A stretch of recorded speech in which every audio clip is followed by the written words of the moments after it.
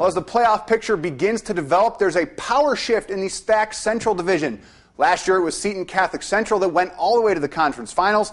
This year they're 4-4, and as the old adage goes, you can't teach height.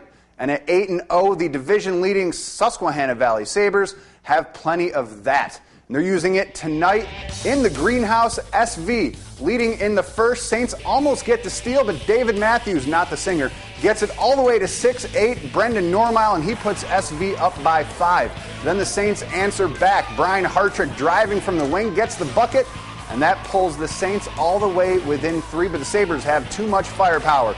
Matthews drills the 3-ball, and the Sabres get the 57-38 win. And at 7-2, the Wildcats just 1 point behind SV.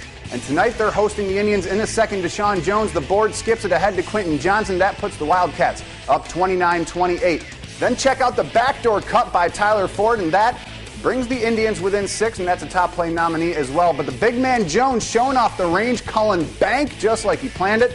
That opens this one up to a 9-point game. And then it's Ford again, this time pulling up from deep. Wildcats hold on by just 6 points, 80-74, your final.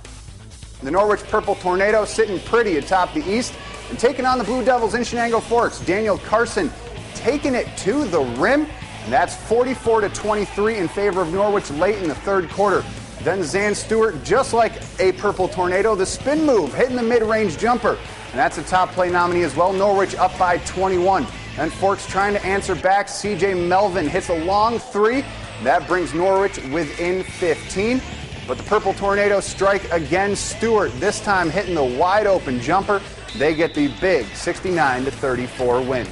How about Shenango Valley looking to get above 500 for the first time this year? Taking on Oneonta. Alec Pasinich gets the nice pass. The easy layup trying to narrow the Warriors' lead.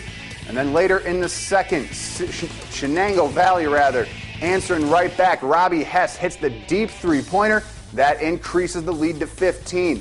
Now time running out in the first half. Casey Edwards gets the steal and skips it ahead to Chris Rufo. He gets the bucket and the foul with just 8 seconds left in the half. CV runs away with this one in the second, though. 80-44, your final.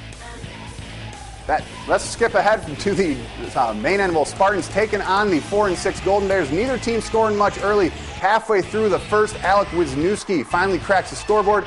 He'd sink the free throw as well, and then Vestal answering right back. Ryan Franz the pull-up jumper, and the Golden Bears pull within 1. Let's not forget about Maine Endwell and the Gallagher boys here. It's Kyle that gets it to go.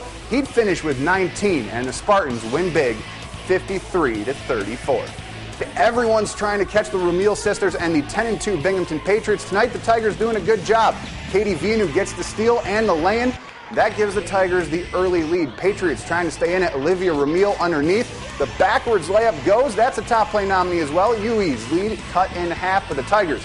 Just too much. Kelsey Przinski drills the three-pointer from the wing. Tigers get the 57-41 win.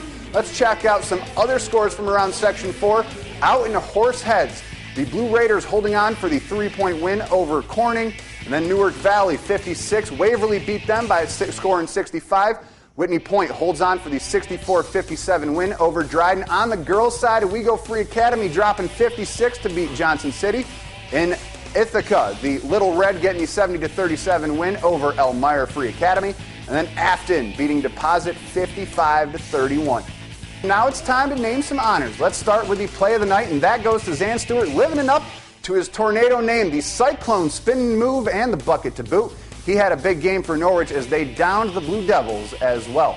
And last but not least, we have the stop of the night. And for that, we go all the way back to Seminary Ave and Seton Catholic Central. David George trying to drive on Brendan Normile, but he's like 10 feet tall. You're not getting past that. He gets the stop of the night. The Sabres down the Saints as well. That was it for the Full Court Press, and that was a lot of fun. We'll be back right after this.